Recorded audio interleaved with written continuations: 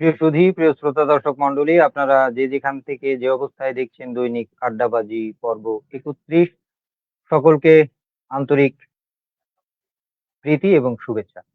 আজকে আমার সাথে অতিথি হিসেবে আছে একজন কবি, একজন ছবির মানুষ, একজন কবিতার মানুষ, পার্থ সারথী দত্ত। তার সাথে আড্ডা দেব, তার কথা শুনবো, তার চিন্তা ভাবনা শুনবো।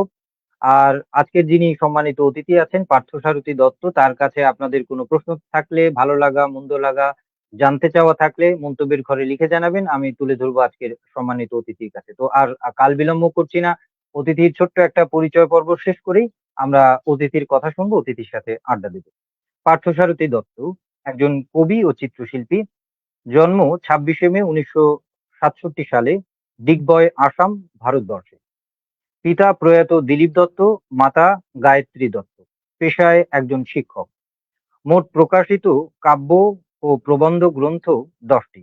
গ্রন্থসমূহ হলো কবিতা, বাংলা কাব্যগ্রন্থ, হৃদয়ের রং, অসমীয়া কাব্যগ্রন্থ, হাল ধরিয়ার বেদনা, দ্বিভাষিক কাব্যগ্রন্থ, দৈনিক যুগ সংখ্যের কবিতা ও অন্যান্য কবিতা, বাংলা কাব্যগ্রন্থ, চিত্রকলা, আরু ভারতীয় চিত্রকলা, অসমীয়া প্রবন্ধ গ্রন্থ, সুদূরের ডাকে, বাংলা ভ্রমণ কাহিনী, দূরণীর আহ্বান, অসমীয়া ভ্রমণ কাহিনী, হৃদয় এখন নদী, অসমীয়া গ্রন্থ, নদীর বুকুর সেই না জানি, না অসমীয়া ওখানে কাব্যগ্রন্থ।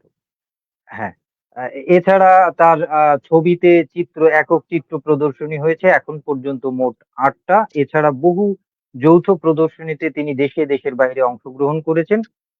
তিনি ভারতীয় সহ দেশ বিদেশের বিভিন্ন জায়গা থেকে বিভিন্ন পুরস্কার এবং সম্মাননায় ভূষিত হয়েছেন বিভিন্ন সময়। তো আমি আর কাল বিলম্ব করছি না, আপনারা যারা যুক্ত হয়েছেন বা হবেন, সকলে অধীর আগ্রহে আজকের যিনি সম্মানিত অতিথি পার্থ সারথী দত্ত, তার কথা শুনবার জন্য অধীর আগ্রহে বসে আছেন। তো চলে যাচ্ছে আজকের অতিথির কাছে। কেমন আছেন এবং শ্রোতা দর্শকদের সাথে আপনার কুশল বিনিময় করুন। ধন্যবাদ। আমি ভালোই আছি। ধন্যবাদ তানজির, সৌরভ বাবু এবং যারা অনলাইনে রয়েছেন এই অনুষ্ঠানটা দেখছেন তাদেরকে ধন্যবাদ। আশা করি ভালোই হবে সব। আচ্ছা, আচ্ছা, জি। ধন্যবাদ আপনাকে। তো প্রথমে আমরা একটু আড্ডাবাজির ছলেই জেনে আসি যে আপনার এই যে কবিতা লেখা অনেক বই বা এখনো চর্চা করছেন, ছবি আঁকছেন, প্রদর্শনী হচ্ছে। তো এই কবিতা লেখা, ছবি আঁকা কখন কিভাবে এর শুরুটা হলো? আমরা শুরুর গল্পটা একটু শুনে আসি। সে এই জার্নিটা যে মানে আপনি যে প্রশ্নটা করেছেন সেটা অধিকাংশ বা এরকম ইন্টারভিউতেই আমাকে প্রথমে এই ধরনের প্রশ্নগুলোই করে। ব্যাপারটা হচ্ছে যে যদি আমি প্রত্যেকটা আলাদা আলাদা করে বলি যে যদি ছবির জগতের কথা বলা হয়, যে চিত্রশিল্প বা ভাস্কর্য শিল্পের যে জগৎটা সেটাতে আমি কিভাবে পদার্পণ করলাম এবং অ্যাকচুয়ালি ছোটবেলার থেকেই আমি ছবি আঁকতাম, মূর্তি তৈরি করতাম মাটি দিয়ে, বিভিন্ন রকমের দেব-দেবীর মূর্তি ইত্যাদি। প্রথম যেগুলো ধরুন কি বলবো, যেকোনো পূজানুষ্ঠান বা ধর্মীয় অনুষ্ঠানের সঙ্গে সঙ্গতি রেখে আ দুর্গাই হোক, কালীই হোক, সেগুলো আমি ছোটবেলা থেকেই করতাম। কিন্তু শুধু সেই ধরুন একটা পুজো হিসাবে নয়, একটা উৎসব হিসাবে সে মাথার মধ্যে থাকতো এবং একটা সংস্কৃতি বা একটা নন্দনকলা হিসেবে সেটাকে আমি দেখতাম এবং মূর্তি তৈরি করার সময় আমার একটা স্বকীয় চিন্তা থাকতো যে দুর্গাকে যেভাবে আমি বাইরে দেখতাম সেভাবে আমি করতাম না, একটু অন্যরকম করতাম। মানে আমার নিজের মতো করে। ব্যাপারটা পরে আমি খোলসা করব যে ব্যাপারটা কি। কিন্তু সেই ছোটবেলা থেকেই আচ্ছা, সেই ন্যাকটা ছিল যে আমি অন্যদের মতো কাজ করব না। মানে একটু সামথিং আচ্ছা, আচ্ছা। ডিফারেন্ট করব। যেটা ডিফারেন্ট, যেটার হ্যাঁ। তো মাধ্যমে হ্যাঁ, না, সে হ্যাঁ কাজটা বলুন। তো গেল। ছবি আঁকা তো বা ভাস্কর্য তৈরি, মানে কবিতা লেখালেখি আবার কিভাবে শুরু হলো বা কখন? এটা কি সহজাত শৈশব, কৈশোর, বা না বড়বেলায় এসে মনে হলো যে না, আমি তো কবিতা লিখতেও ভালোবাসি বা পারি? হ্যাঁ, না বলছি আ বা তো মূর্তিকলাটা তো ধরুন ৫-৬ আম আ ইয়ের থেকে ক্লাস যখন আমি ৫ম মান বা ৬ষ্ঠ মানে ছিলাম তখনই করতাম। তখনই ২ বার আমি দুর্গা মূর্তি বানিয়েছিলাম এবং অনেকেই দেখতে এসেছিল আমার বাড়িতে। তো তখন আমরা গরিব ছিলাম। সে আমাদের অবস্থা অর্থকরী অর ভালো ছিল না। আমাদের ধরুন খুব স্ট্রাগল করে বড় বড় হতে হয়েছে। সেই সময়ে সেই ব্যাপারটা আমাকে খুব আনন্দ দিত। যখন দর্শক এসে আমাকে উৎসাহ দিত। তো সেটা হলো ৫ম মান, ৬ষ্ঠ মান।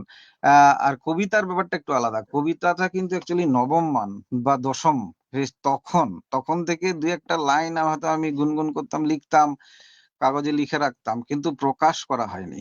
প্রকাশ হয়েছে 1989 আ নতুন সাহিত্য পরিষদ ডিগবয় আসামের মুখপত্রে। পথিকৃৎ নামটা ছিল, পথিকৃৎ। এবং কবিতার নাম ছিল 'আলোয় যাত্রা'। সেই কবিতা সেটা এখনো আমার এখানে রয়েছে, আমার সংগ্রহে আছে। তো সেটা কিন্তু ১ম প্রকাশ পাওয়া কবিতা এবং যে কবিতাটা নামটা আমি বললামই। তো সেখান থেকে যাত্রা শুরু। আর চিত্রকলাটা শুরু হয়েছিল 1975 যখন আম বিবেকানন্দ বিদ্যালয়ে আমি যেখানে পড়তাম, আমার যেখান থেকে আমি মেট্রিক পাস করেছি, বিবেকানন্দ বিদ্যালয় একটা স্বনামধন্য স্কুল ছিল। এবং এখনো সেই জায়গাটা অবশ্য ধরে রাখতে পারিনি। তো সেই সময় সেই স্কুলে সুযোগ পাওয়াটাই ছিল বিরাট ব্যাপার। তো আমি সেখানে পড়েছি এবং আ তখন কি হয়েছে যে ১৯৭৫ সনে তাদের যেটা সিলভার জুবিলি, হুম? হুম, উপলক্ষে একটা ইয়ে হয়েছিল, এক চিত্রকলা প্রতিযোগিতা। এবং সেই চিত্রকলা প্রতিযোগিতায় আমি যোগদান করি এবং ২য় পুরস্কার পাই। এবং সেখান থেকেই কিন্তু যাত্রা শুরু। এবং সেটা আমাকে আচ্ছা, এত ইন্সপায়ার্ড করে, ভীষণভাবে ইন্সপায়ার্ড করে। তারপর থেকেই চলছে ৮০ দশক, ৯০ দশক এখন চলছে। পর্যন্ত চলছে। হ্যাঁ, হ্যাঁ, হ্যাঁ, চলছে এবং চলবে আশা করছি।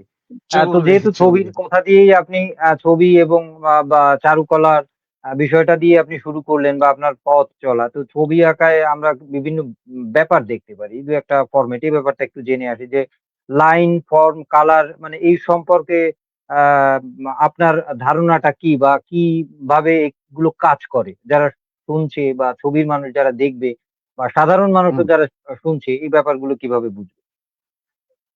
দারুণ প্রশ্ন।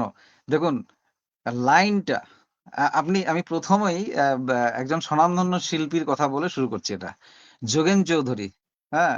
এ ইতিমধ্যে আমার একটা প্রদর্শনীতে উনি ছবির উদ্বোধন করেছিলেন বা কলকাতায়। আ আমি খুব আনন্দিত হয়েছিলাম যে উনি যখন উপস্থিত ছিলেন এবং খুব প্রশংসা করেছিলেন ছবির। তো কারণ কি ছোটবেলার থেকেই আমি তার ছবি আ যখনই দেখতাম যে তার আইডেন্টিটি তার লাইনের বৈশিষ্ট্যের মাধ্যমে ফুটে উঠত। তো লাইনগুলো এত স্ট্রং, এত বলিষ্ঠ, হুম? যে এটা কার লাইন, সে বোল্ড লাইনটা কার, সেই গতিময় লাইনটা কার সেটা আমি ১ম এই মানে খুব স্পিডে যদি আমার সামনে দিয়ে মানে পাস করে যেত, ছবিগুলো পাস করে নিয়ে যেত কোনো, আমি বলতাম এই যোগেন চৌধুরী, এটা যোগেন চৌধুরী। রবীন্দ্রনাথের ক্ষেত্রেও সেটাই প্রযোজ্য হচ্ছিল। যে আ কাজগুলোর মধ্যে রবীন্দ্রনাথের ক্ষেত্রে অনেক সমালোচনা হয়েছিল একটা সময়ে। কিন্তু যারা সমালোচনা করত তারা না বুঝেই করত আমার মনে হয়। কারণ কি রবীন্দ্রনাথ, যোগেন চৌধুরী বলুন, রবীন্দ্রনাথ বলুন, আ আম বাংলাদেশেরও তো অনেকে এরকম আছে আ জয়নাল হুম, হুম। আবেদীন, মানে ব্যাপারগুলো এরকম হচ্ছে যে এস এম সুলতান, তাদের জয়নুল আবেদিন। কাজগুলোই তাদের হ্যাঁ, পরিচয়।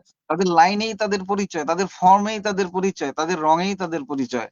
তো সেখান থেকে তো একটা কথাই বলা যাচ্ছে যে এই জায়গাটা তৈরি করতে তাদের প্রচুর সময় লেগেছিল। যে একটা লাইন কথা বলবে, একটা ফর্ম কথা বলবে এবং যখন ছবির আঙ্গিকটাই প্লাস্টিক ফর্মটাই তো আসল। আমি মনে হুম, করি হুম। যত বই আমি পড়েছি আমি বইয়ের দিকে যাই না। আমি আমার নিজস্ব চিন্তা বা দৃষ্টিভঙ্গিতে আমি ভাবি যে আমি এমনও হয়েছে রাতের পর রাত আমি কাটিয়েছি এগুলো স্টাডি করে। কিন্তু আমি দেখলাম যে উম আ সে ইউনিভার্সিটি কিংবা ধরুন স্কুল, কলেজ এগুলো যে কোনো কিছু কিন্তু শিল্পী তৈরি করতে পারে না। আমার মনে হয় না। তারা একটা গ্রামার, একটা গ্রামেটিক্যাল জায়গা বা ধরিয়ে দিচ্ছে, একটা গাইড দিচ্ছে। কিন্তু শিল্পী তৈরি হয় সে নিজেই। এবং সে নিজে কিভাবে তৈরি হয়? বিভিন্ন প্রদর্শনী, কলাবীথিকা, বিভিন্ন শিল্প আলোচনা, হ্যাঁ? সেমিনার, ডিবেট, টক শো ইত্যাদিতে অংশগ্রহণ করে বিভিন্ন প্রদর্শনীতে গিয়ে মিউজিয়াম ভিজিট করে এইগুলো আস্তে, আস্তে চোখটা তৈরি হয়। এবং তখন ব্যাপারটা কি হয়? যে যখন আমরা চোখটা তৈরি করি, সেই চোখটা তৈরি করার জন্য ছুটতে হয়। এবং ছুটতে, ছুটতে আমরা দেখি সেই লাইনগুলো দেখি, সেই ফর্মগুলো দেখি, ছবির স্টাইলাইজেশন দেখি। এবং একটা সময় বুঝতে পারা যায় যে আমি কোন জায়গায় আছি। মানে আমি আচ্ছা, যে আচ্ছা। কাজগুলো করছি আমার সেই আ ব্যা ধারাটা কি ঠিক আছে? আমার চলাটা কি ঠিক আছে? সেটা বুঝতে, বুঝতে অনেক সময় লেগে যায়। সময় লেগেছে। আচ্ছা, আচ্ছা। যাক, অনেক সময় লাগে। মোটামুটি বুঝলাম। এখন এই ছবির ব্যাপারে, এই বিশেষত ছবির ব্যাপারে সব ফর্মেই এটা কাজ করে শিল্প সাহিত্যের। তো ছবির ব্যাপারে আপনি যেহেতু ছবির মানুষ আবার কবিতারও মানুষ, বিমূর্ত আর্ট বা শিল্প নিয়ে আপনার ধারণাটা যেমন জানতে চাই, সেই সাথে যে বিমূর্ত শিল্পের আগে আ হুম। মূর্ত শিল্প আয়ত্ত করাটা জরুরি কিনা বলে আপনি কি মনে করেন? মানে এইটা তো সব মানে এত প্রশ্নের মধ্যে এটা দারুণ মানে অসম্ভব ভালো প্রশ্ন আমি মনে করি। যে এই ছবির এই যে বিমূর্ত মূর্ত নিয়ে প্রচুর তর্ক বিতর্ক হয়েছে। এবং একটা সময় এমন হয়ে গেছে কি যে উম আ মানে একাংশ শিল্পী মানে এই বিমূর্তের বিরুদ্ধে কথা বলেছে যে এইগুলো বা তো ইয়ে নয়, এইরকম ভাবে কোনো আ ফর্ম বোঝা যাচ্ছে না, কিছু বোঝা যাচ্ছে। আমার মনে হয় কি একটা জায়গা বেসিক্যালি একটা গন্ডগোল আছে ওদের। যে আমরা আচ্ছা, সেটা কেমন? মূর্ত থাকলেই তো বিমূর্ত হবে। তার মানে ব্যাপারটা এরকম হচ্ছে, আমি ভাঙবো, কখন ভাঙবো? যখন আমি গড়তে পারবো। তা আমার গড়াটাই যদি হুম, জানা না থাকে আমি ভাঙবো কিভাবে? আমি ভাঙবো কিভাবে? তাই ১ম গড়তে হবে। একদম রিয়ালিস্টিক জায়গা থেকে যেটা স্টাডি পিরিয়ড আমার মনে হয় সেটা কন্টিনিউয়াস স্টাডি। দিনের পর দিন ধরে সেগুলো করতে হবে। আ তারপর যখন নাকি সেই জায়গাটা তৈরি হবে তখন আমি আমার দৃষ্টিভঙ্গিতে ভাঙবো। আর বিমূর্ত বলে আমার মনে হয় ব্যক্তিগতভাবে মনে করি কিছুই হয় না। সবই মূর্ত। কেন বলুন? দেখুন একটা কথা। আচ্ছা। যখন কেন? আমি একটা গাছকে হ্যাঁ, বলছি। একটা গাছকে দেখি, একটা গাছ। আমি হুম, দাঁড়িয়ে আছি কিছু দূরে একটা গাছকে দেখছি। আমি ছবিটা করলাম। হুম। তারপর চোখটাকে একটু অর্ধ বন্ধ করে নিলাম। মানে পুরোটা বন্ধ করলাম না। অর্ধেকটা বন্ধ করলাম। একটু আধো হয়ে গেল। তখন গাছটা আমি আঁকি। আচ্ছা, তারপর হয়ে গেল। তারপর পুরো চোখটাকে বন্ধ করে দেই। ভাবনাটা দিয়ে গাছটাকে আঁকি। আমি দেখেছিলাম গাছটা একটা সময় রিয়ালিস্টিক জায়গা থেকে। হুম। রিয়ালিস্টিক তো হয়ে গেছে এগুলো। ওগুলো তো অনেক পাস্ট। এই ইতিহাস, শিল্প ইতিহাসে সেই রিপিটেশন করে লাভ নেই। আমি আমার প্র্যাকটিসের জন্য রিয়ালিস্টিকটা করব। কিন্তু কাজটা যখন করব তখন আমার মতো করে ভেঙে চুরে করব। এবং সেই ভেঙে চুরে করার না, মাধ্যমেই আমার এর ভেতরে আইডেন্টিটি একটু প্রশ্ন থেকে যায়। এর ভেতরে একটু প্রশ্ন থেকে যায়। কারণ আমরা তো এরকম বলুন। সেটা কবিতায়, ছবিতে কিংবা স্কাল্পচারে যেকোনো মাধ্যমেই আমরা হুম, দেখতে পারি একটা ব্যাপার যে হয়তো সেই লোকটা সত্যিই কথা আমরা জানতে পারি, বুঝতে পারি বা মিশে বা তার কাজ দেখে আ যে সে আসলে মূর্তটা জানে না। কিন্তু সে বিমূর্তটা করে এবং এমন ধরনের প্রকাশভঙ্গি বা প্রিটেন্ড করে নিজেকে যে সে খুব বোঝে। এই জন্যই কিন্তু এই হুম, প্রশ্নটা করা যে বিমূর্ত করার আগে মূর্তটা কি শেখা খুব জরুরি কিনা? কারণ দেখা যাচ্ছে অনেক মানুষকে ছবি আঁকা নিয়েই বলছি, অনেকেই বিমূর্ত আর্ট ফর্ম নিয়ে কাজ করছে কিন্তু রিয়েলিস্টিক একটা কাজ যখন করতে দেওয়া হচ্ছে, আ তখন কিন্তু সে রিয়েলিস্টিক কাজটা ঠিকমতো করতে পারছে না। মানে রিয়েল যে আ সে দেখেছে, সে রিয়েল কাজটা সে ঠিকমতো ক্যানভাসে আনতে পারছে না। অথচ সে দেখা যাবে অ অ অনেক ক্যানভাসে বা অনেক জায়গায় সে এই বিমূর্ত গাছটা এঁকেছে। ওই যে আপনি বললেন আধো চোখ বোঝা কিংবা চোখ বুজে নিজের ভাবনা থেকে আঁকা। এই ব্যাপারটাই বা আপনি কিভাবে বলবেন? হ্যাঁ, না আপনি সুন্দর। দেখুন মূর্ত ব্যাপারটা ১ম স্টাডি করে নিতে হবে। এটা এটা 100% আমি মূর্ত ব্যাপারটাকে স্টাডি না করে বিমূর্তে যেতে পারব না। প্র্যাকটিক্যাল জায়গা থেকে বলছি কথাটা।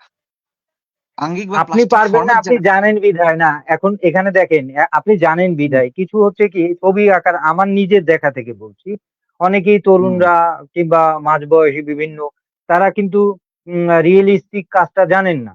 না জানার পরে দেখেছে বড়, বড় শিল্পী বা অন্যান্য অ্যাবস্ট্রাক্ট কাজ করছে। সেটা মকবুল ফিদা হতে পারে, সেটা পিকাসো হতে পারে, ব্ল্যাক হতে পারে বা সালভাদর ডালি হতে পারে, মানে অসংখ্য যারা আছে আমাদের এস এম সুলতান হতে পারে যে সে একটা মানুষকে আঁকছে তার এত বড়, বড় বড়, বড় পেশি। আর সেই লাইনগুলো টানছে যেন হেলে পড়ছে।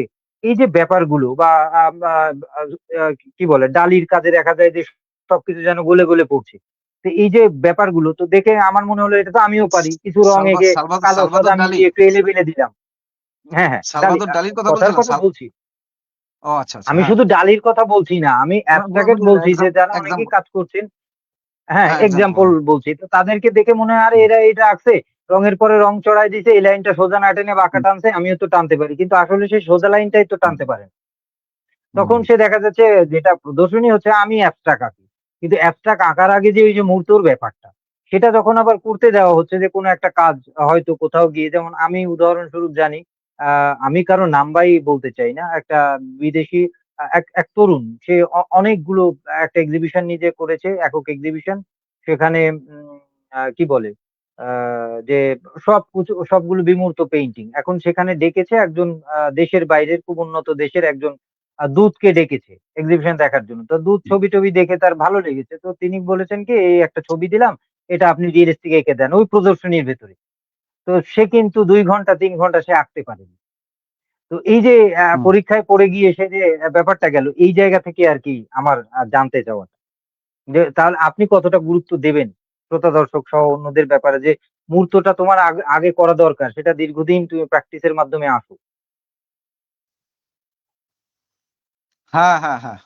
এখন কথা হচ্ছে ফর্ম ফর্ম ডিভিশন, যেটা একটা ছবির যে 6 parts considered by Indian citizen, যেটা নাকি আপনার রূপভেদা প্রমাণানি, সেগুলো তো সবাই জানে, ওরা সে এই জগতে যারা হুম, আছে, হুম, হুম, যে হ্যাঁ, হুম, একটা ধরুন একটা ফোকাল পয়েন্ট, হ্যাঁ, ফোকাল পয়েন্টটা কোথায় হবে, সেটা কি ফোকাল পয়েন্ট মাঝখানেই হতে লাগবে সেরকম কথা নেই। আমার অনেক ছবি আছে যেগুলো ফোকাল পয়েন্ট একদম নিচে থাকে, উপরে থাকে। হ্যাঁ? তো হ্যাঁ, হ্যাঁ, এগুলো করার সময় আমার ভাবনাটা মাথায় থাকে যে আমি ফোকাল পয়েন্টটা কোথায় দেবো? মেইন মাস, সাব মাস গুলোকে যখন ভাগ করব, সেটা কিভাবে ভাগ করব? এই গ্রামার ব্যাপারটা না থাকলে তো ছবিটা হবেই না, জমবে না তো। এটা মার খাবে। এবং ধরুন অনেক সময় দেখা যাচ্ছে যে ছবিটাকে আমি, এই যে আপনি বললেন না গঠন, এ এখন কেউ যদি প্র্যাকটিস না করে, মূর্ত ব্যাপারগুলো না করে যদি করে, সেটা ধরা পড়ে ছবিতে। ধরা পড়বেই। কারণ কি আপনার জার্নিটাতে ধরা পড়বে। এখন আপনি বলুন, একটা ছবি, দুটো ছবি দিয়ে অনেক সময় বিচার হয় না? একটা ছবি, দুটো হুম, দিকে হুম, হয়তো পার পেয়ে যেতে পারে, পার পেয়ে যেতে পারে। কিন্তু আপনি হ্যাঁ, হ্যাঁ, সুন্দর, আপনার মানে আপনার চিন্তাধারাটা আমার খুব ভালো লাগছে যে আপনি খুব গভীরভাবে চিন্তা করেছেন। আমিও এটা করতাম। যে হ্যাঁ, এইটা তো সত্যি কথা। অনেকেই তো এরকম না জেনেই ছবি আঁকছে, রং দিচ্ছে কিছু এলোপাথারি।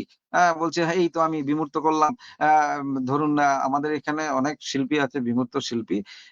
যাদেরকে দেখে অনুপ্রাণিত হয়ে বলুন বা কপি করে বলুন, যেভাবেই বলুন সেভাবে ওরা করছে। করে গিয়ে এমন একটা জায়গায় করছে যে ভাই, তো আমি অ্যাবসর্ব করলাম। কিন্তু পরে দেখা গেল পরবর্তী যুগে সে হারিয়ে যাচ্ছে। হারিয়ে যাবেই, কালের স্রোতে হারিয়ে যাবে। আমি এটা বলে রাখলাম কিন্তু যে আপনার যদি সেই ব্যাপারটা না থাকে যে আমি প্রচন্ড পরিশ্রম, প্রচন্ড ত্যাগ স্বীকার, প্রচন্ডভাবে প্র্যাকটিস, মূর্ত প্র্যাকটিস করে বিমূর্তের দিকে যাওয়া, এবং সেটা প্র্যাকটিক্যাল জায়গা থেকে বলছি, তখনই হবে। অনেকে এখন অ্যা মানে বারবার সেই এই আমাদের রবি ঠাকুরের প্রসঙ্গটা এসে যায়। যে রবি ঠাকুরকে বলেছিল যে দুর্বল নাকি ১ম দিকে, যারা বুঝতো না যে আ ফর্ম গুলো ইয়ে না, আ ব্যা ব্যা হাত পা আঁকতে পারত না। রবি ঠাকুর তো নিজেই বলে গেছে, "আমি হাত পা এই সমস্ত, আমি anatomy টা অত ভালো জানি না। খেলার ছলে বেলা কাটাবার আচ্ছা। খেলা, এই যাই হোক, মৌরির আর চিত্রকলা।" রবীন্দ্রনাথের কথা যেহেতু উঠালেন, এই ব্যাপারেও একটু জেনে আসি। কারণ রবীন্দ্রনাথ একজন বহুমুখী প্রতিভার অধিকারী এবং প্রতিভা। পরিপূর্ণভাবে হুম, আমরা জানি। হুম, তিনি হুম। তো, তার যে ব্যাপারটা সবচেয়ে, রবীন্দ্রনাথের নামের আগে, সবার আগে কেউ যদি বলতে চায়, সে হ্যাঁ, জ্ঞানী গুণী এবং অন্য সবাই বলে কবি ইয়া রবীন্দ্রনাথ ঠাকুর। তো সেইখান থেকে আমি বলতে চাই যে রবীন্দ্রনাথের কবিতা ও পেইন্টিং এর মধ্যে কোন ফর্মটাকে বা কোন মাধ্যমটাকে আপনি এগিয়ে রাখবেন, এবং তা কেন রাখবেন? ছবি এবং না, মানে ছবি আঁকা এবং কবিতা, এই দুটোর ভেতরে। এগিয়ে রাখবো না। দুটো সমান। এখন ব্যাপারটা হচ্ছে কি, আমি সমান, দুটো ২ ব্যাপার। মানে ছবির জগৎ একটা, কবিতার জগৎ একটা। কবিতাতে তিনি স্বনামধন্য, শিল্প জগতে স্বনামধন্য। কিন্তু শিল্প জগতে আমার মনে হয় যে বা অনেকে কবি হিসাবে যাবে, বিশ্বকবি হিসাবে জানে।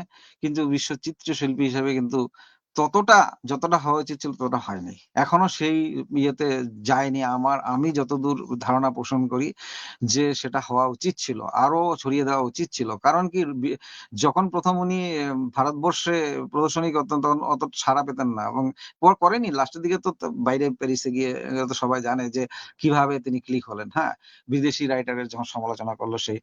তো গ্যালারি পিগাল, হ্যাঁ? ওখানে গিয়ে। তো এখন কথা হচ্ছে যে রবি ঠাকুরের আ কবিতা, আমি যদি একেবারে মানে যেগুলো খুবই উল্লেখযোগ্য কবিতা সেগুলোকে যদি ধরি, 'নির্ঝরের স্বপ্নভঙ্গ', 'সোনার তরী', 'আফ্রিকা', হ্যাঁ, এগুলো যদি আমরা বলি, তো এগুলো তো মানে হাজার হাজার পাঠ হয়েছে, কত মানে মানুষের মধ্যে ছড়িয়ে পড়েছে, মানে সবাই জানে, ঢুকে গেছে ভেতরে, অন্তরে, অন্তঃস্থলে। হ্যাঁ, কিন্তু হ্যাঁ, হ্যাঁ, আমি অন্তরের অবাক মানুষের। হয়ে যাই, হ্যাঁ, আমি অবাক হয়ে যাই যখন আমি কিছু অনুষ্ঠানে গিয়ে রবীন্দ্রনাথের প্রসঙ্গে চিত্রশিল্পী হিসেবে বলি যে, "ছবি দেখেছো?" বলছে, "না, ছবি দেখিনি।" তখনই আমার ইয়ে হয় একটা, যে আরে এত বিশাল, মানে রবি ঠাকুরের মানে তার তো উত্তরসূরি নেই। রবি ঠাকুরের আমি তো মনে করি কোনো উত্তরসূরি নেই রবি হ্যাঁ, ঠাকুরের। কারণ সেই জায়গাটা তো পারবেই না করতে। এতটা আইডেন্টিক্যাল, এতটা বেশি মৌলিক, এত বেশি মানে তার কি বলবো, অভিব্যক্তিবাদের যে তার প্রকাশ, হ্যাঁ? সেটা তো আলাদা, সেটা সম্পূর্ণ আলাদা। একদম আ মহীরুহ হয়ে আছেন উনি। তো শিল্প জগৎটা আমার মনে হয় দুটো, যদি আমার ব্যক্তিগতভাবে আমি দুটোকেই সমানভাবে দেখি। যে কবি হিসাবে যেভাবে, শিল্পী হিসাবে সেভাবে। তার মোটামুটি রবি ঠাকুরের ভালো যেগুলি কাজ, সেগুলোর প্রিন্ট গুলো, বড়, বড় প্রিন্ট আমার সংগ্রহে আছে। আমার নিজস্ব আপনার যেহেতু সংগ্রহালয়ে। কাজে আছে আর কি, তো কোন কোন পেইন্টিং টা আপনার কাছে বিশেষত মানে অ্যাজ এ দর্শক হিসাবে বা অ্যাজ এ শিল্পী হিসাবে, একটা শিল্পীর কাজ ভালো লাগা থাকে না, যেমন আমার এস এম সুলতানের আদম সুরত খুব ভালো লাগে, কিংবা হুম। পিকাসোর যে ওল্ড গিটারিস্ট ভালো লাগে, এরকম ভালো লাগার তো রবীন্দ্রনাথের কোন কোন দু চারটে ছবি যেগুলো আপনার খুব ভালো লাগে, এবং সেই ছবি নিয়ে যদি দু চার কথা হতো, মানে জানার ব্যাপ্তিটা বাড়তো, যারা শুনতো আর দুজন হলেও তো মানুষ শুনবে, তারা তো রবীন্দ্রনাথের ছবির ব্যাপারে জানবে। এরকম দুই একটা ছবির নাম যদি বলতেন। রবীন্দ্রনাথ তো দেখুন সেলফ পোর্ট্রেট করেছেন, হ্যাঁ, আত্মপ্রতিকৃতি। হ্যাঁ, হ্যাঁ, হ্যাঁ, আর হ্যাঁ, আত্মপ্রতিকৃতি। সেই আত্মপ্রতিকৃতিটা দেখলে পরে মনে হয় যে সেটার মধ্যে অনেক কিছু বলা আছে। মানে ডাইমেনশন গুলো অনেক বেশি। মানে আমরা বলি যে একটা এক মাত্রা, ২ মাত্রা। এখানে অসংখ্য, মানে ব্যাপারগুলো এরকম হয়। আমি আজকে একটা, ধরুন, আত্মপ্রতিকৃতি দেখলাম। আজকে যা মনে হলো, আগামীকাল কিন্তু আরো অন্য কিছু মনে হলো। এই যে আবিষ্কারটা, রবি ঠাকুরের ছবিতে আবিষ্কার হতে থাকে। আমার মনে হয় রবি ঠাকুরের ছবি মানে, এবং প্রতিনিয়ত যদি আমরা দেখতে থাকি, আবার তার আমি অন্য কথা বাদ দিলাম। জাস্ট সিম্পল ল্যান্ডস্কেপ গুলো ধরুন। ল্যান্ডস্কেপ যে হুম, হুম, হুম, আ হুম। ল্যান্ডস্কেপ গুলো দেখলে পরে কিন্তু এমনিতে মনে হবে এই ছোট শিশুর মতো করা না, সেই সরলতাটা। হুম? আমি একজন ও আচ্ছা, ওই ছবি রবীন্দ্রনাথ আমি আঁকতে পারবো এরকম। হ্যাঁ, আঁকো, আঁকো দেখি। কিছুক্ষণ পর বলছে, "না, আচ্ছা। এটা সম্ভব না।" আচ্ছা, এই যে ব্যাপারটা দেখলে মনে হয় কি, আরে এটা তো সাধারণ। আরে এইতে কি আছে এটা? কিন্তু যখন সেটা প্র্যাকটিক্যালি আমরা যাই, করতে যাই, ওরে বাবা! এত সাংঘাতিক। হচ্ছে না তো। সেই ভাবনাটা আসছেই না। একটা যান্ত্রিকতা এসে যাচ্ছে অনেক সময়। আমরা আমরা যখন কবিতা লিখি বা ছবি আঁকি, তখন ভেতর থেকে যে তাগিদটা যদি না আসে, আমরা তো জোর করে মানে কোনো কিছু করতে পারি না। তো রবি ঠাকুরের মধ্যে সেই কিন্তু স্পন্টেনিয়াস ব্যাপারটা থাকে। খুব বেশি মানে অনাড়ম্বর, নিজস্বতা, নিজস্ব ধর্মিতা, তার সে অভিব্যক্তিতা বাদ, এইগুলো ঢুকে আছে। এবং আ পশ্চিমী জগৎ যেখানে বলা হচ্ছে একটা ইজম তৈরি হয়েছে এইরকম। আমার তো মনে হয় ইজম এখানে ভারতবর্ষে, আমাদের এই যেগুলো এই দেশ, আপনাদের বাংলাদেশ দেখুন, জয়নাল আবেদীনের সেই কাজগুলো, এহসান সুলতান, আচ্ছা, হামিদুজ্জামান, হ্যাঁ, নামটা ঠিক বললাম? হামিদুজ্জামান যে স্কাল্পচার ছিল, এই যে প্রয়াত হলেন, ভাস্কর্যবিদ যে ছিলেন বাংলাদেশের। উনার কাজগুলো তো একটা অন্য স্টাইলে করা। অন্য একটা আমি গিয়েছিলাম তো আপনাদের ওখানে যখন ২য় বার হুম। গেলাম, তখন উনার স্টুডিওতে গিয়েছিলাম আমরা। আমি দিয়ে অবাক হয়ে গেছি, এরে বাবা, সাংঘাতিক কাজ। উনার স্ত্রীও তো সেই ভালো কাজ, বিশাল, বিশাল সেই ক্যানভাস। দেখে আমি যে, আরে বাবা, এত কাজ, আমি তো আগে এগুলো কাজ দেখিনি। হ্যাঁ, আমি নিজেকে মানে কন্ট্রোল করে রাখতে হ্যাঁ, পারছিলাম হ্যাঁ, না। হ্যাঁ, এখানে সারা, ঠিক আছে। হ্যাঁ। তো এই যে ব্যাপারগুলো, বাংলাদেশ বলুন, ভারতবর্ষ বলুন, আমাদের এই ধরনের দেশগুলো, ৩য় বিশ্বের দেশগুলোর মধ্যে তো অজস্র প্রতিভা, অজস্র ইয়ে। কিন্তু সেগুলো হয়তো একটা সময় সে যেভাবে প্রচার, প্রসার এবং একটা মানে বিশাল ব্যাপার হওয়ার কথা ছিল, সেটা কিন্তু সেভাবে এখনো হয়নি, বিশেষ, বিশেষ কিছু শিল্পী ছাড়া। তাই এই জিনিসগুলোতে আমাদের খুব লক্ষ্য রাখতে হবে। এবং আমরা আমাদের ধরুন আ যে শিল্প জগৎ, সে শিল্প জগতের মাধ্যমে এবং আ অন্যান্য লিখনির মাধ্যমে সেগুলোকে বিশ্বের প্রচার এবং প্রসারের আমাদের ভূমিকা নিতে হবে। এবং আমরা যদি সবাই সংঘবদ্ধ হয়ে আম এই ব্যাপারটাতে গুরুত্বপূর্ণভাবে যদি আমরা অবলোকন করি, তবে নিশ্চয়ই একদিন আম আজকে যারা নতুন প্রজন্ম রয়েছে তাদেরকে তো এই ফিডব্যাক একটা দিতে হবে, এবং তারা যাদের মধ্যে প্রতিভা আছে, যারা এই নিয়ে চর্চা করতে চায়, জানতে চায়, শিখতে চায়, ভবিষ্যতে নিজেকে সুনাগরিক হিসাবে, একজন শিল্পী হিসাবে গড়ে তুলতে চায়, তাদেরকে আমাদের ভারতবর্ষ বা আপনাদের বাংলাদেশ, এই সমস্ত বিভিন্ন গ্রামে গঞ্জে, শহরে নগরে লুকিয়ে থাকা বিভিন্ন প্রতিভাগুলোর সঙ্গে যারা প্রতিষ্ঠিত শিল্পী, উম, উম,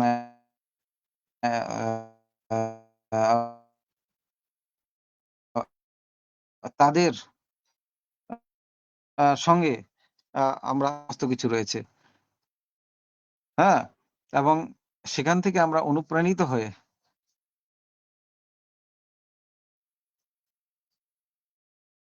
আচ্ছা, আমি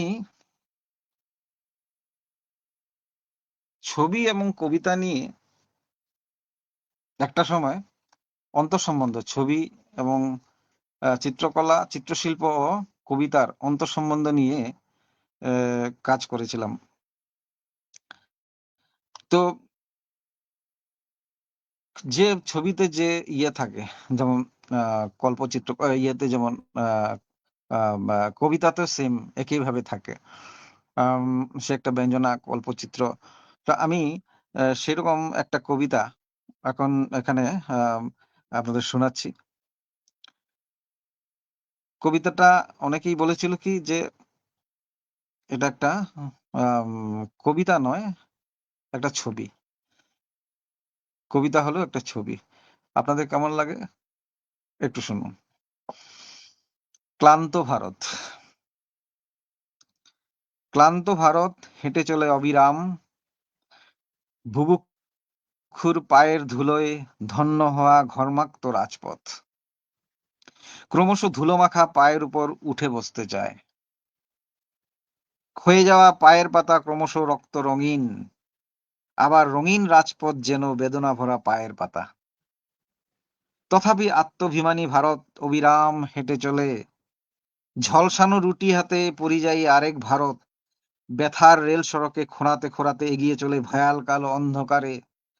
অবিরাম হেঁটে হেঁটে রেল সড়কে মাথা রেখে সুকান্তের ঝলসানো রুটির স্বপ্নে বিভোর, রাষ্ট্রযন্ত্রের জাদু চাকায় আচানক খণ্ড বিখণ্ড মাংসপিণ্ড, লাল বেদনা ছড়িয়ে পড়ে অনন্ত নীলিমায়।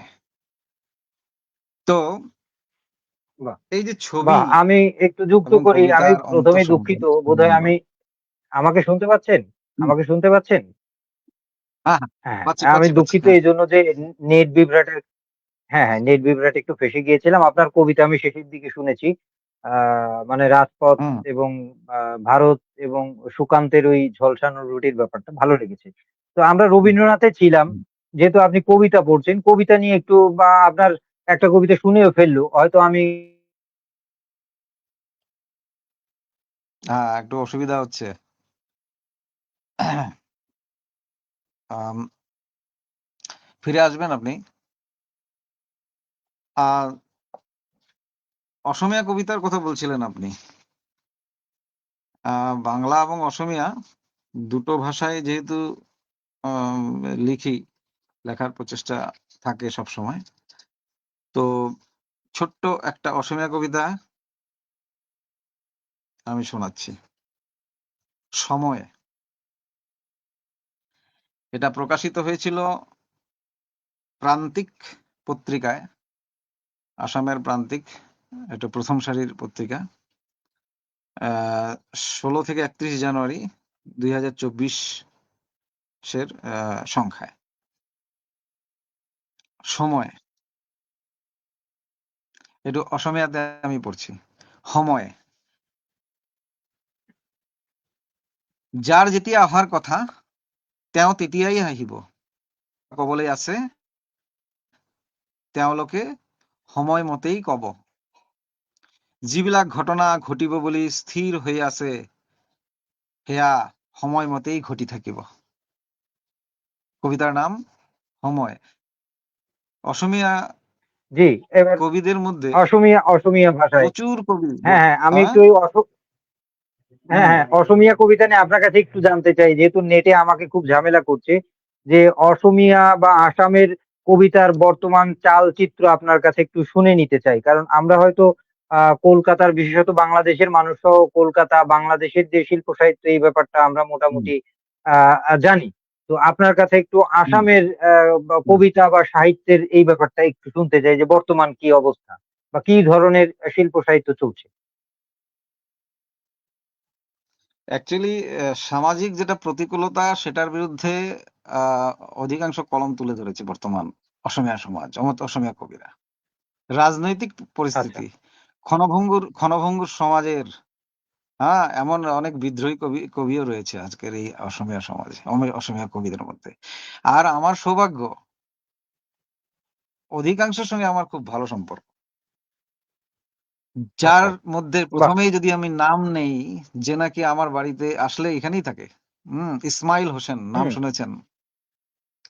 আচ্ছা, আচ্ছা। নীলিম কুমার, নীলিম কুমার, প্রণব কুমার বর্মন, এই তো কিছুদিন আগে এসে গেল। আচ্ছা, এখন কথা হচ্ছে এরকম অসংখ্য কবি, আমি সবার নাম বলছি না, আমাদের ডিগবইতেই আছে মৃণাল কুমার গগৈ, ডক্টর মৃণাল কুমার গগৈ ডিগবই কলেজে, উনি আছেন, ডিগবই কলেজে কাজ করেন। তো এখন কথা হচ্ছে যে এই আপনি আপনি যে প্রশ্নটা করেছেন আর কি, যে বর্তমান চালচিত্রের মধ্যে দেখা যাচ্ছে অধিকাংশ ক্ষেত্রেই কিন্তু একটা বার্তা দিচ্ছে, বার্তা।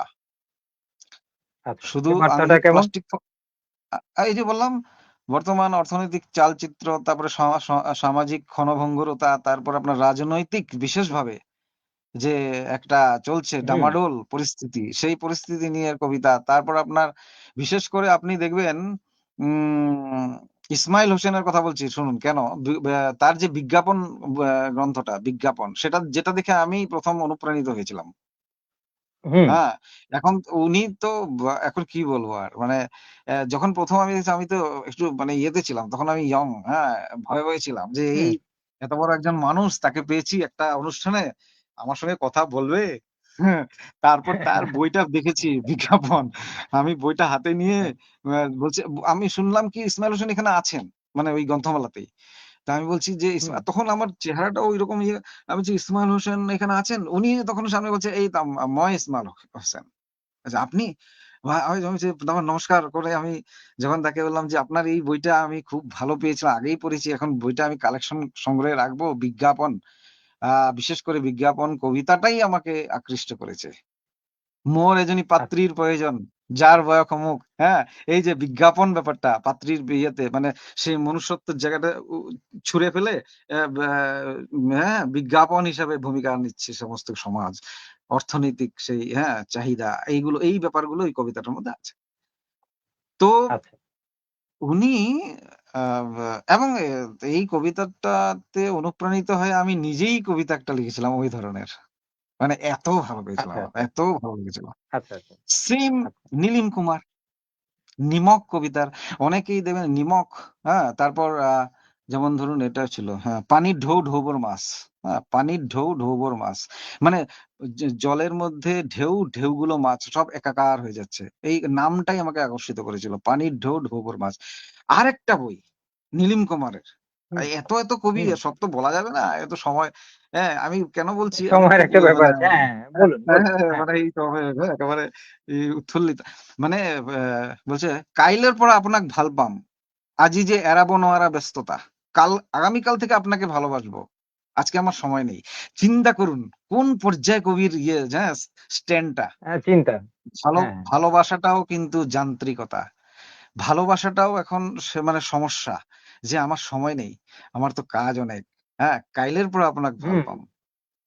হ্যাঁ, আজকে কালকের আমার পরে প্রচুর আপনাকে ব্যস্ত। ভালোবাসবো। আজকে তো আমার চিন্তা প্রচুর করুন ব্যস্ত। এই ধরনের কবি আসামে, আসামে, না, বাহ! হ্যাঁ? ভালো লাগলো তো আসামে।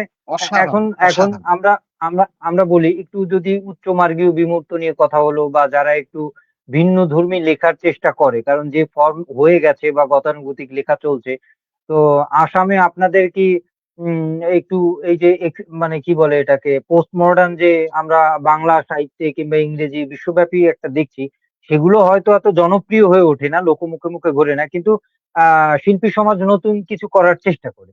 তো সেরকম হুম। কি পোস্ট মডার্ন এরকম ধরনের কাজ আসামে কেমন হচ্ছে বা তার সাড়া বা কেমন পাচ্ছে কবিদের ভেতরেই বা যারা সমজদার আছে তাদের ভেতরে? পোস্ট মডার্নিজম উত্তর আধুনিকতাবাদ হুম। নাকি? উত্তর আধুনিক হ্যাঁ, পোস্ট মডার্ন দেখুন উত্তর আধুনিক বা পোস্ট মডার্ন, হ্যাঁ বলুন। এই আপনার ডেরিডা, জ্যাক ডেরিডার প্রসঙ্গ আসবে, রিকনস্ট্রাকশন থিওরি আসবে। আচ্ছা যাই হোক, ওইসবে যাব না। আমি আমার আহ, প্রথম আমি বলি আমার আমার নিজস্ব অভিমত। হুম। ছবি, চিত্রকলা, চিত্রশিল্প, ভাস্কর্য, কবিতা, অনেক ক্ষেত্রে অনেকে বলে এটা তো উত্তরাধুনিকতাবাদের চিহ্ন রয়েছে এই কবিতাটাতে, এটাতে রয়েছে। হুম। কিন্তু উত্তরাধিকারবাদ এই ব্যাপারটাই অনেকে তো এখনো মেনে নিতে পারছে না। যে হ্যাঁ, সেটা বলছে অনেকেও যে বাদ বা ইজম এর ভিতরে পড়তে চায় না, রাখতে চায় না। রাখতে চায় না। কারণ কেন? কারণটা কি? কারণটা হচ্ছে যে আমরা খুব বেশি ডিপে, আমি আমি একটা সময় প্রচুর এগুলো নিয়ে পড়াশোনা করেছিলাম এবং এই আমার কাছেই একটা বই আছে যে এটা নিয়ে, হ্যাঁ, আধুনিকতাবাদ আর উত্তর আধুনিকতাবাদ, হ্যাঁ, বাংলাও আছে। হুম, হুম, হুম, হুম, কিন্তু আমি বইয়ের কথা বাদ দিলাম। আমি যদি আমি প্র্যাকটিক্যাল জায়গা থেকে বলি যে কবিতা, এটার থিওরিটা কি ছিল? মূল জায়গাটা কি? যে ঐতিহ্যকে নাকচ করে দেওয়া। হুম। কেউ মানুক না নতুন মানুক, কিছু। যে আমরা হ্যাঁ, হ্যাঁ, হ্যাঁ। ট্রেডিশন ট্রেডিশনটাকে তো অস্বীকার করা তো। আমি প্রথাগত ব্যাপারগুলোকে অস্বীকার প্রথাগত করে নতুন কোনো। প্রথাগত হ্যাঁ, হ্যাঁ। ইয়া, হ্যাঁ, প্রথাগত ভাবধারা যেটা চলে আসছে সেই ব্যাপারটাকে অস্বীকার করে একটা নিজস্ব কিছু, মানে যুক্তি বুদ্ধি ইয়ে দিয়ে নিজস্বতার মাধ্যমে একটা নতুন সৃষ্টি করা কিছু। এখন কথা হলো, দেখুন একটা ব্যাপার, একটা সত্তা মানে একজন শিল্পীর মধ্যে অনেকগুলো সত্তা লুকিয়ে থাকে।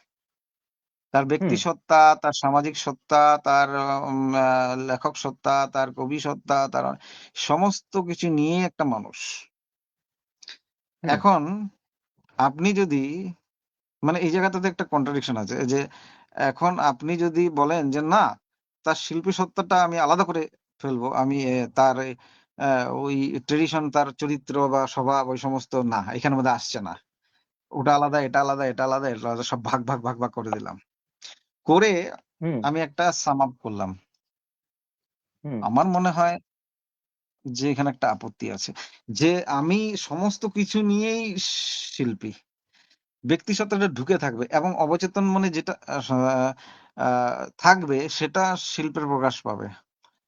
চলাফেরা দৈনন্দিন না, জীবনের সে ব্যাপারগুলো এখন আসবে। এর এর এর ভিতরে ছোট ছোট উদাহরণ যদি আমরা দেখি যে একসময় যেগুলো যেসব শিল্প সাহিত্য বা পেইন্টিং মানুষ বোঝেনি, সমাজ বোঝেনি বা সেই সময়ের যারা সমজদার লোক ছিল তারা গ্রহণ করেনি, কিন্তু পরবর্তীতে গিয়ে কিন্তু সেগুলো মানে একটা পৃথিবীতে নতুন ধারা এবং আলোড়ন তৈরি করেছে। ছবিতে যদি দেখি ভ্যান গগের কি হুম, অবস্থা, আমরা যদি আমাদের হুম, বাংলা কবিতায় দেখি জীবনানন্দের হুম, কি অবস্থা, আমি দুই একজন এরকম অনেকেই আছেন।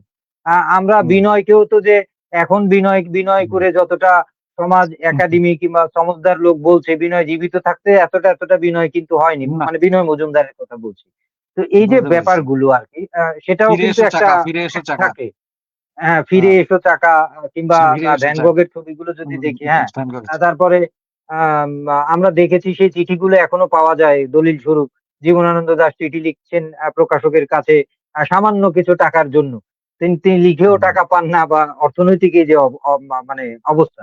তো এই যে ব্যাপারগুলো আর কি আছে, এখন এর ভেতরে যে কিছু নেই তা না। আবার আমরা যদি নতুন চ্যালেঞ্জ গ্রহণ না করি তাহলে নতুন কিছু আসবেই বা কিভাবে? আমরা যদি সেটা বিজ্ঞানের আবিষ্কারেও দেখি, যখন ১ম গ্যালিলিও আবিষ্কার করলো যে পৃথিবীর চারপাশে সূর্য ঘোরে না, সূর্যের চারপাশে পৃথিবী ঘুরে।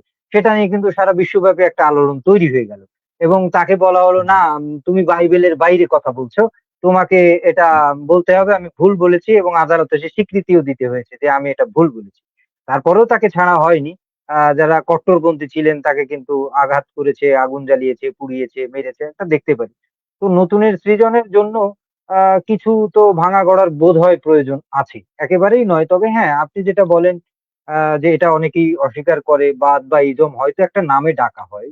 যেমন আমিও মানুষ, আপনিও মানুষ। আমার নাম তানজির, আপনার নাম পার্থ। তো এই যে একটা সময়কে, একটা ধারাকে একটা নাম দিয়ে আর কি তাকে তার একটা পরিচয় করা যে ইনি হচ্ছে পার্থ সারথী, ইনি হচ্ছে তানভীর সৌরভ।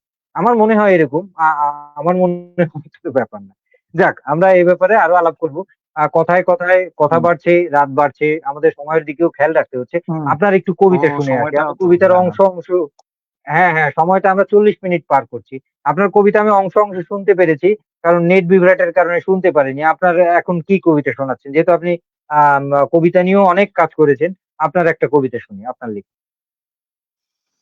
আচ্ছা। উম,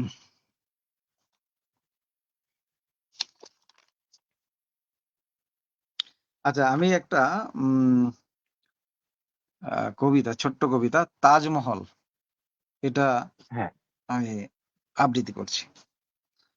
হ্যাঁ, করুন। যেদিন প্রচন্ড প্রত্যয়ে প্রথম তাজমহল দেখি, স্মৃতিপটে গেঁথে যায় তাজমহল। সেদিন থেকেই আস্ত একটা তাজমহল মাথায় নিয়ে ঘুরে বেড়াচ্ছি, যেখানে 20,000 সৈনিকের রক্তমাখা ঘাম, পুঞ্জীভূত ক্ষোভ, দুঃখ, বেদনা ছড়িয়ে আছে। সৌধের প্রতিটি আনাচে কানাচে, প্রতিটি শ্বেতপাথরে এখনো লেগে আছে 20 বছরের দীর্ঘশ্বাস। নাম না জানা অসংখ্য শ্রমিকের চোখের জলে এখনো ভিজে আছে তাজমহল। তাজমহল সুন্দর। হ্যাঁ, প্রথম তাজমহলের গিয়েছিলাম সেই তৈরির পেছনের সেই যে ইতিহাস এবং পেছনের যে গল্প, যে কষ্ট, যে ক্লেদ, যে অমানবিকতার ব্যাপার হয়েছে, সেটাকেই আপনি উপজীব্য করে বোধহয় কবিতার শরীর সাজিয়েছেন। ভালো অবশ্যই লেগেছে। অবশ্যই তো অবশ্যই। আমাদের অবশ্য তাজমহল দেখার সৌভাগ্য হয়নি, আপনাদের যেহেতু দেশে, আপনাদের দেখার সৌভাগ্য হয়েছে। তো যাক, আমরা বোধহয় আচ্ছা। আরেকটু চটপট চটপট কিছু হুম, ছোট ছোট আলাপ সেরে আসি। যে আচ্ছা। যদিও কোনো ব্যাপার ছোট না, আর সবটাই অন্তত হুম বললে অনেক বলা যায়। যেমন এই যে সৃজন কর্মের এক্সপেরিমেন্ট এবং অন্যান্য ব্যাপার নিয়ে আলাপ হলো, আমরা আর ওটাতে না যাই। বর্তমান সময়ে আমরা যে ব্যাপারগুলো দেখতে পারি, যে আপনার দেখার দৃষ্টিতে শুনি, যে আমরা দেখি হুম বর্তমান শিল্পী, কবি, সাহিত্যিক এরকম ধরনের অনেক ক্ষেত্রেই, অধিকাংশ ক্ষেত্রে আম, হুম। অনেকের ভেতরেই দেখা যায় আইডেন্টিটি ক্রাইসিসের একটা প্রচুর আইডেন্টি ক্রাইসিসে ভোগে। তো এই ব্যাপারটাকে আপনি কিভাবে দেখবেন, বা তাদের জন্যই বা আপনার কি পরামর্শ থাকবে? আচ্ছা, আইডেন্টিটি ক্রাইসিস। হুম। হুম হ্যাঁ হ্যাঁ, এটা আপনি ঠিকই বলেছেন, আইডেন্টিটি ক্রাইসিসে প্রচুর ভুগছে। এবং সবসময় বলে যে না, এইবার শেষ, আর করব না প্রদর্শনী, আর ঠিক ইয়ে হলো না। উম, মানে এরকম ধরনের উম, কথাবার্তা কানে আসে আমার। উম, এবং হুম আরেকটা সত্য কি, আমি দেখেছি যে আমার সঙ্গে প্রচুর ছিল। একটা সময় আমাদের একটা গ্রুপ ছিল, বিশাল গ্রুপ। এটা ছিল সমকালীন শিল্পী গোষ্ঠী। সমকালীন শিল্পী গোষ্ঠী এত বিশাল ছিল যে ডিগবয়ে আমরা জায়গা দিতে পারতাম না একটা প্রদর্শনীতে। হুম, এইরকম। সেই আপনার 80-র দশকের কথা বলছি। অথচ স্রোতে, সময় স্রোতে একদম মানে আঙুলের মাথায় গোনা এখন যারা ক্রমাগতভাবে কাজ করছে এবং লেগে আছে। মাঝে মাঝে হতাশা আসলেও, কিছু ধরুন অর্থনৈতিকভাবে বা ইয়েতে বিক্রি হচ্ছে না, কিভাবে করব। আমি নিজেই দেখেছি কা আন্দোলনের সময়, এখানে যখন কা আন্দোলন হচ্ছিল আসামে, তখন আমি একটা প্রদর্শনী দিয়েছিলাম ঠিক ওই সময়। আর রাজপথে আগুন জ্বলছে, আমি বলছি আপনার কথার মানে এক্সাম্পল ইয়ে দিয়ে, প্রমাণ হিসেবে। হুম হুম, হ্যাঁ রাজপথে হ্যাঁ হ্যাঁ। আগুন জ্বলছে, রাজপথে, হ্যাঁ, আমি সেখানে আমি নিজেও ভাষণ দিয়েছিলাম, এবং যে কা আমি মানি না, এরকম। আচ্ছা, এখন কথা হচ্ছে, তারপর সন্ধ্যের বেলায় ছিল ইন্ডিয়া ক্লাব, ডিগবই ইন্ডিয়া ক্লাবে আমার একটা একক প্রদর্শনী। তো একক প্রদর্শনী করার আগে আমি দুই একজনকে বলেছিলাম, এই তোরা করবি আমার সঙ্গে, ধর আমরা 2 ম্যান শো, 3 ম্যান শো এরকম ধরে লাগিয়ে দেবো। কেউ এগিয়ে আসেনি, বলছে না না না, এখানে বিক্রি হবে না, এই একটা সময় ভীষণ বাজে, হ্যাঁ, এখন ছবি প্রদর্শনী করা ঠিক হবে না। আর তার মধ্যে আমার ছবিগুলো না ঠিক ইয়ে হবে না, মানুষ মানে আমার সেই জায়গাটা তৈরি হয়নি। আমি যে কেন? না, মনে হচ্ছে এরকম। তো এই যে একটা হতাশা বা ইয়ে আইডেন্টি ক্রাইসিস, যেটা আমার সবসময় মনে হচ্ছে ওরা, তখন আমি দেখলাম স্টাডি করে কেন এরকম হচ্ছে। পরে দেখলাম যে এ মানে বিভিন্ন শিল্পীদের ইয়েতে গিয়ে যারা দাঁড়িয়ে আছে, যারা ঠিক মতো কাজ করছে তারা তো অলরেডি, যেমন অসীম প্রকাশ তো ভীষণ নামি আমার ঋতিক বইয়ের শিল্পী, ও তো এখন দিল্লিতে আছে, ওর কথা আলাদা। বা ধরুন আমাদের ছিল সুরজিৎ দেব, ও ডিপিএস এ কাজ করে এখন, ও কাজ করতো। তারপরে হুম, এরকম আরো অন্যান্য অনেক শিল্পী আছে, কেন ঠিক আছে। কিন্তু অধিকাংশ কেন এরকম হলো, হলো এই একটাই কারণ, তারা মানে ছবিটাকে মানে ওই দৈনন্দিন জীবনের অংশ করে নেয়নি, যে আমার খাবার দাবারের আচ্ছা, মতো। আচ্ছা। আমি এটা খুব স্টাডি করে আমি মনে হলো একটা সময় যে ছবিটা তো প্রত্যেক দিনের একটা ব্যাপার, আমাদের খাবার দাবারের মতো ব্যাপার, আমার বেঁচে থাকার মানে এটা না আঁকলে তো চলবে না, প্র্যাকটিসই হোক যেভাবেই হোক, একটা সংগ্রাম চালিয়ে যেতেই হবে। এর কিন্তু সাথে সেখানের অভাবটা ওতপ্রোতভাবে আছে, জড়িয়ে সেই থাকতে জায়গাটার হবে। অভাব আছে। হুম, হুম, হ্যাঁ, একদম একদম ওতপ্রোত হয়ে জড়িয়ে থাকতে হবে। তবে সময় লাগতে পারে, কিন্তু একদিন না একদিন আমার পুরো বিশ্বাস আছে, পূর্ণ বিশ্বাস আছে যে হবেই।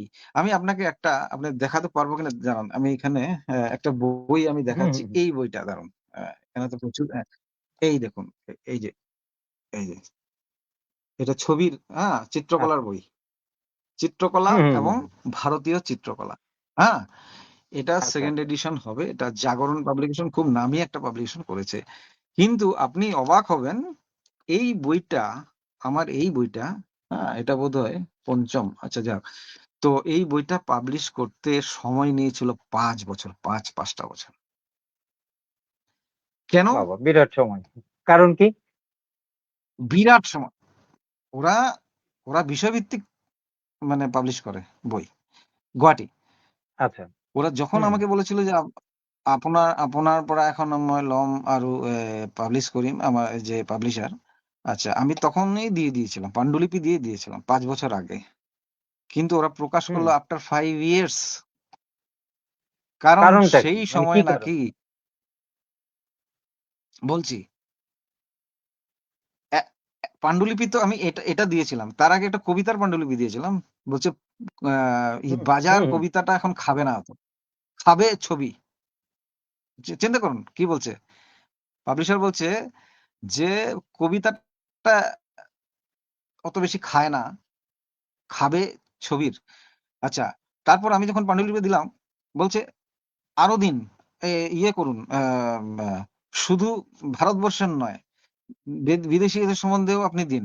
তারপর আবার সংগ্রহ করলাম। সংগ্রহ করে আবার দিলাম। ও জমা হচ্ছে, পান্ডুলিপিতে মোড়া হচ্ছে। ঠিক আছে? তারপর গিয়ে ওরা হুম, যখন হুম, হুম। স্যাটিসফাইড হলো, বাজার খাবে, তখনই বইটা পাবলিশ করল। আমাকে দিল ২০ টা কপি অনলি। আমি তো ওপেন বলি। রয়ালটিজ দিল না।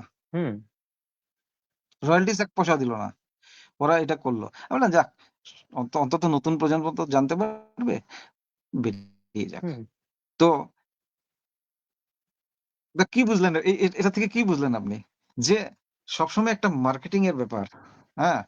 আমরা যে ছবি করি, আমরা যদি মার্কেটিং এর কথাটাই চিন্তা করতাম, আজকে মানে এই যতটুকু সামান্য করে এটা করতে পারতাম না। যদি ১ম এই বিক্রি ৫ টা ১ম বই, কাব্যগ্রন্থ আমার যেটা ইয়ে হলো, সে একটাও বিক্রি হয়নি। সব বিলিয়ে দেওয়া হয়েছিল। ইদানিং হচ্ছে, মূলটা চলে আসছে, বা কিছু ক্ষেত্রে হয়তো একটু ইয়ে হচ্ছে। এইভাবে তো আমরা চলছি, যেটা সত্যি কথা। এটা দিয়ে আমার একটা অন্য প্রফেশন রয়েছে। আমার গভর্নমেন্ট জব আছে। হ্যাঁ, হ্যাঁ। আমি মানে চলে যাচ্ছি। তো রুজি-রুটির সবাই তো রুজি-রুটির জন্য অন্য পেশা আছে বিধায় আরকি টিকে থাকতে পারছেন বা অসুবিধে হচ্ছে না। ইয়েস, কারেক্ট, একদম, একদম, একদম। এই কথাটা আপনি ঠিক বলেছেন। আর তবে তো যাই হোক। হ্যাঁ, লেখালেখির হ্যাঁ। থেকে বলুন, বলুন। ছবির জগৎটা ভালো। আচ্ছা, আচ্ছা। লেখালেখির থেকে ছবির জগৎটা ভালো। লেখালেখির চেয়ে ছবির জগতে কিছু পয়সা এখন, পাওয়া যায় এখন আরকি। হ্যাঁ, হ্যাঁ, হ্যাঁ, হ্যাঁ। এখন। তো যাই হোক, আমাদের এটাই। আমাদের যেহেতু কি বলে, কথায়, কথায় রাতও বাড়ছে। আলাপ করার আরো অনেক বিষয় ছিল। হুম, সময়ের কারণে আ হয়ে উঠছে না। তো শ্রোতা দর্শক মণ্ডলী, হুম, হুম। যারা দেখেছেন বা দেখবেন পরবর্তীতে, সকলের জন্য দৈনিক আড্ডাবাজি ৩১ এর পর্ব থেকে অনেক, অনেক শুভেচ্ছা, প্রীতি এবং ভালোবাসা। সাথে আজকে অতিথি হিসেবে আছে, সম্মানিত অতিথি হিসেবে আছে পার্থ সারথী দত্ত, একজন কবি, একজন চিত্রশিল্পী। তার সাথে অনেক মতবিনিময় হলো, আড্ডা হলো। তার ভালো লাগা মন্দ লাগা জানলাম। তো শেষে ছোট্ট করে একটু মানে জানতে চাই যে এই যে ছবি আঁকছেন, ছবির মানুষ আপনি, কবিতার মানুষ। এই ছবি বা কবিতা কিংবা পেইন্টিংস, এটা আসলে সমাজের উপরে, মানুষের উপরে কিভাবে প্রভাব বিস্তার করে? বা এর সুফল কুফলই কি হ্যাঁ, আরকি? হ্যাঁ, হ্যাঁ, হ্যাঁ, হ্যাঁ, হ্যাঁ। এটা অ্যাকচুয়ালি একটা সচেতনতা তৈরি হয়। মানে এটা দিয়ে সমাজ পরিবর্তন হয়ে যাবে সেটা আমি ভাবি না। কিন্তু একটা সচেতনতা তৈরি হয় এবং ইন ফিউচার এ ভবিষ্যতে গিয়ে হয়তো মানে একটা বড় রকমের পরিবর্তন বা দেখা দিতে পারে। যেটা হয়েছে ইতিমধ্যে আমরা যদি ইতিহাস দেখি যে এই ধরনের 'গুernica' বলুন যা এভাবে এক্সাম্পল দিয়ে যদি বলি যে একটা বিশাল বড় প্রেক্ষাপটে চলে যেতেই পারে। তবে আমরা কি করি যখন ছবি আঁকি সেটা একটা সচেতনতা তৈরি করার জন্য দেখুন ছবির মূল অ্যাকচুয়ালি ব্যাপারটা হচ্ছে যে আঙ্গিক বা প্লাস্টিক ফর্ম। তার গঠন, গ্রামার এই সমস্ত। একটা ছবি হয়ে উঠতে গেলে ওই ব্যাপারগুলো ১ম। দ্বিতীয় হচ্ছে সেকেন্ডারি হচ্ছে এই বিষয়টা। বিষয়বস্তু। এটা তো হুম।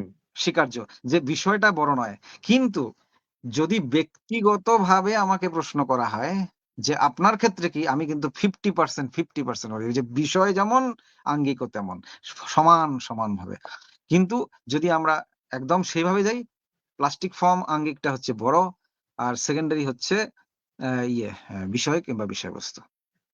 আচ্ছা, তো আচ্ছা। এইজন্য এটা একটা সচেতনতাই তৈরি হয়। আর সমাজকে হুম। পাল্টে দেবে কিনা অত এভাবে ভাবি না। সেভাবে ভাবি না। আচ্ছা, ভাবতে আচ্ছা। তো পারিও না অনেক যাই হোক, সময়।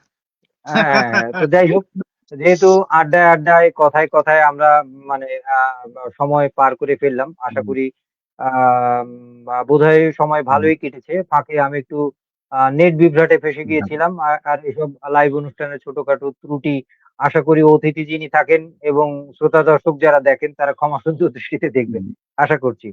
তো যাই হোক, আপনার হুম, কাছে চলে যাচ্ছে আজকের হুম। আয়োজনে অতিথি এবং শ্রোতা দর্শকদের সাথে আপনার বিদায়ী কথন বা বিদায়ী শুভেচ্ছা বিনিময়ের জন্য।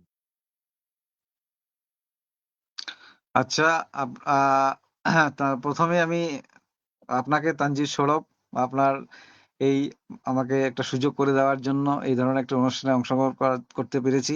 আপনাকে অশেষ ধন্যবাদ। এবং যারা আজকে এই মহামূল্যবান সময় দিয়ে এই অনুষ্ঠানটা দেখলেন তাদেরকেও আমি আমার অন্তর থেকে শ্রদ্ধা, ভালোবাসা জানাচ্ছি। নমস্কার। হ্যাঁ, অনেক ধন্যবাদ। আপনিও যে আপনার মূল্যবান সময় ব্যয় করে বা রেখে বা আমাকে যে দিলেন আড্ডা দেবার সুযোগ করে, এজন্য আপনার প্রতি অনেক ভালোবাসা রইলো, কৃতজ্ঞতা রইলো। তো যাই হোক, শ্রোতা দর্শক মণ্ডলী, আপনারা এতক্ষণ দেখছিলেন দৈনিক আড্ডাবাজি পর্ব ৩১। আমি আর কথা দীর্ঘায়িত করছি না। আপনাদের জন্য অনেক ভালোবাসা এবং কৃতজ্ঞতা যে আমিও আজকের যিনি অতিথি তার সাথে সহমত পোষণ করেই আরকি বলছি যে, আপনাদের মূল্যবান সময় থেকে ৫ মিনিট, ১০ মিনিট কিংবা ১ ঘন্টা সময় বের করে যে এই আয়োজনটা আপনারা দেখছেন, মাঝে ঢুঁ মেরে যাচ্ছেন। অশেষ কৃতজ্ঞতা এবং ভালোবাসা আপনাদের প্রতি। তো আর কথা বাড়াচ্ছি না। নতুন কোনো পর্বে নতুন কোনো অতিথি নিয়ে আপনাদের সাথে আবারও দেখা হবে। সে পর্যন্ত যে যেখানে যে অবস্থায় আছেন ভালো থাকবেন, সুস্থ থাকবেন, সত্য এবং সুন্দরের সাথে থাকবেন। এই বলে বিদায় নিচ্ছি। শুভরাত্রি।